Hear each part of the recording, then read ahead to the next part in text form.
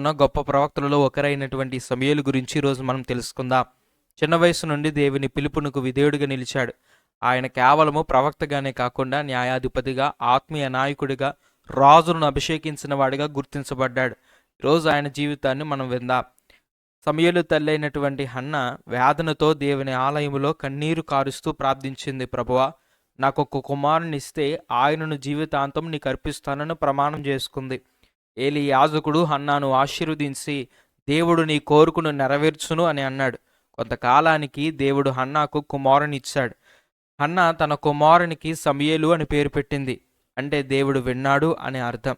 చిన్న వయసులోనే సమూయేలు దేవాలయములో దేవుని సేవకు అర్పించబడ్డాడు. ఒక రాత్రి దేవుడు సమూయేలును పిలిచాడు. చివరికి సమూయేలు సమాధానం ఇచ్చాడు. ప్రభువా, మాట్లాడు, నీ దాసుడు వినుచున్నాడు. ఆ రోజు నుండి సమూయేలు దేవుని వాక్యాన్ని జాగ్రత్తగా విన్నాడు. సమూయేలు పెరుగుతున్న కొద్దీ దేవుని అనుగ్రహం అతనిపై నిలిచింది. ఇశ్రాయేలు మొత్తం ఆయనను ప్రవక్తగా గుర్తించింది. సమూయేలు తన జీవితాంతం ఇశ్రాయేలీయులకు న్యాయాధిపతిగా సేవ చేశాడు.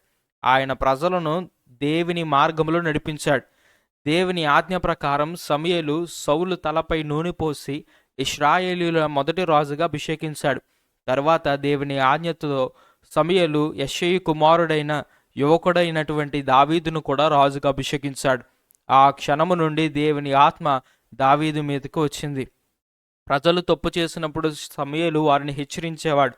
ప్రభువును భయపడుతూ ఆయనకు సేవ చేయండి, ఆయన తన ప్రజలను విడువడు అని అన్నాడు. సమూయేలు వృద్ధాపములో విశ్వాసముగా దేవునికి సేవ చేశాడు. ఆయన మరణించినప్పుడు ఇశ్రాయేలు దేశమంతా ఆయనను స్మరించి దుఃఖించింది.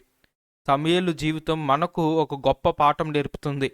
చిన్న వయసులోనే ఆయన దేవుని స్వరాన్ని విని, ప్రభువా, నీ దాసుడు వినుచున్నాడు అని సమాధానమిచ్చాడు. ఆయన న్యాయముగా జీవించి దేవుని ఆజ్ఞలకు విధేయుడిగా నిలిచాడు. మన జీవితంలో కూడా సమూయేలులా దేవుని పిలుపుకు ప్రతిస్పందిస్తే దేవుడు మనలను గొప్పగా ఉపయోగిస్తాడు. ఈ మాటలు దేవుడు దీవించుగాక. ఆమేన్.